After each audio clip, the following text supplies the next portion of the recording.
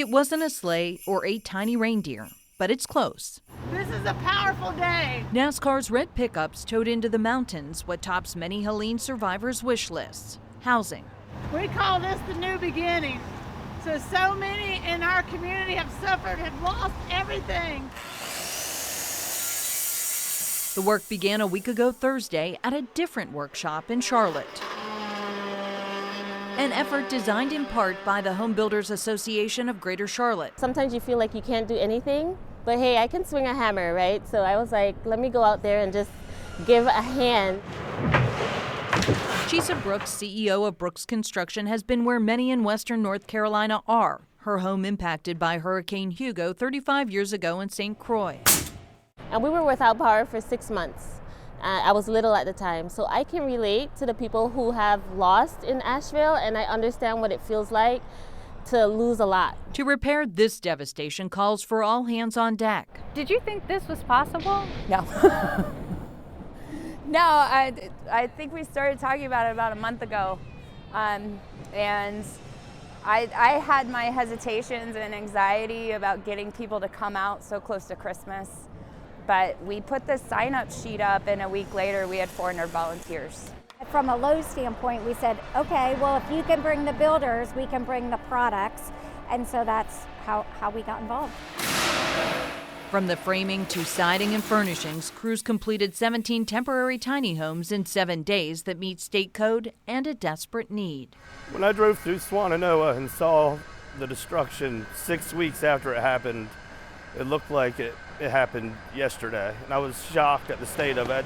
As a home builder, I felt obligated to help build shelter and homes for these people, and it's difficult when they're 2 and 3 hours away. Another 83 homes built by Incredible Tiny Homes brings the total to 100 to be deployed before Christmas with help from Beloved Asheville. We have them going to Waynesville and to Saluda and down to Bat Cave and up to Barnersville and Marshall and throughout our community, Swannanoa and Black Mountain. Private organizations like Lowe's stepping in to fill the gaps where federal and state aid falls short. FEMA has approved $279 million for over 140,000 households. That includes money to help rent a home or apartment. It's still desperately short of Amy Cantrell's list of those needing help. So many people had lost hope. They felt like people had forgotten them. Forgotten because it's the same need from nearly 3 months ago: housing.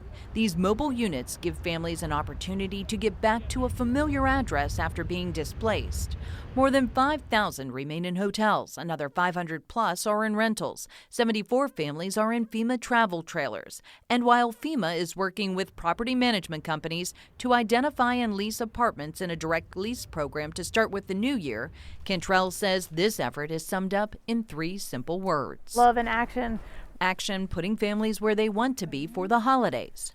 Home. It's so important that they stay on their existing land so that they can rebuild, so that they can make sure that their kids are still on the bus route, so, that they can have some form of normalcy. And spurring hope that others might see this effort and act. We hope the story kind of inspires maybe some other builders or other associations say, well hey, my company can build 1 or our organization can build 5, and we'll be happy to share our plan and material list and everything. Once a family's home has permanently been repaired, these units can come back to Beloved Asheville, be cleaned, and then redeployed to another family in need. In Buncombe County, Jennifer Emmert, News 13.